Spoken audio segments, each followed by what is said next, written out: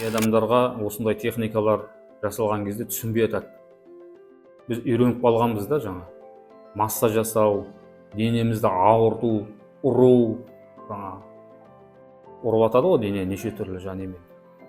Қайыру. Бізді ауыртпаса, бізді еммен болмайды деп ойлаймыз да. Кей адамдар солай ойлайды.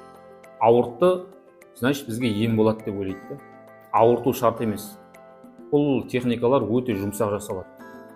Профессиональный мықты остеопаттар сізді ауыртпай, жұмсақ, әдемі жасайды да. Бұл остеопатияның бір ерекшелігі.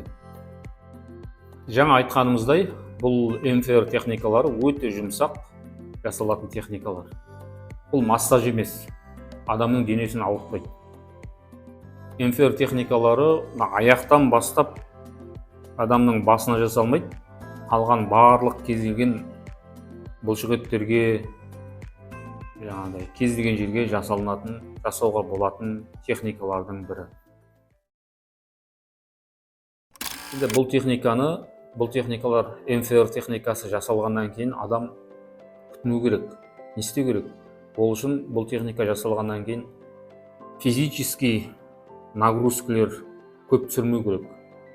Хотя бы 3 күнге дейін ауыр жұмыстар, ауыр көтеру, сондай нәрселерді жасамаған дұрыс. 3 күнге дейін. Бұл техникаларда жасалғаннан кейін массаж алуға болмайды. Сіздің барлық жасаған техникалардың барлығын қойғанда далаға кеткен болып есептеледі.